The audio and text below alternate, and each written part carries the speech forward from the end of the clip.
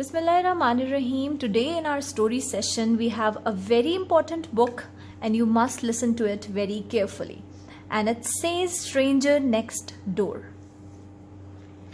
Hello friends, we are here to tell you a story. Hi, I'm Alaya. Hi, I'm Ali. The story might seem spooky at glance, but please give it a chance. But I assure you that it's not spooky at all. Once upon a time, there were a few kids playing on the streets. A rickshaw driver came and offered them some sweets.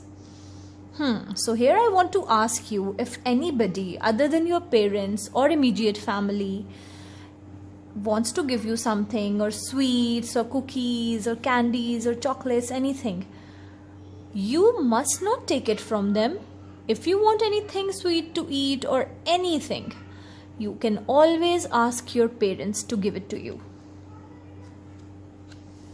The rickshaw driver said, "Hop on kids, I'll take you to a lawn." Little did the kids know he was a con. If your parents are with you, they can take you anywhere.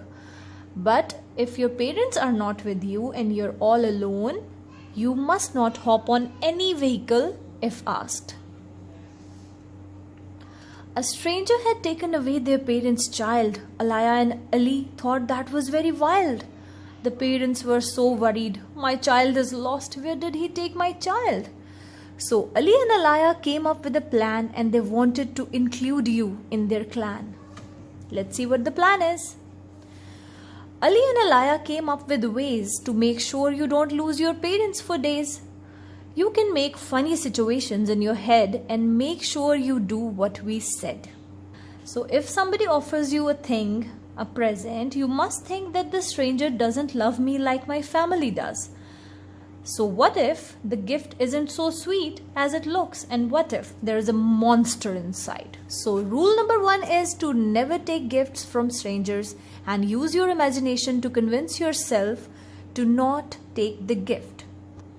The stranger doesn't love me like my family does. So is he giving me chocolate to feed me to the chocolate monster? I must not take chocolate from anybody. Ali and Alaya thought it might seem mysterious, but trust us friends, this is very serious. The rule number 2 is make sure no one touches you on the red highlighted part of your body. Use your imagination to stop them. These parts of your body are called no-touch areas. If this happens, you must scream as if you have woke up from a bad dream. If I'm touched at my no-touch areas, I'll imagine a slimy snake trying to grasp me. And I hate slimy snakes, so I'll scream to ask for help. Oh, help me, help me. It's touching me, the snake is touching me. We don't want you to ever lose your parents. So friends, take care, cause your imagination can take you anywhere. The end. If you like this video, please share it with your friends and read it to your kids, not only your own kids, but the kids around you, to help them understand the importance of this.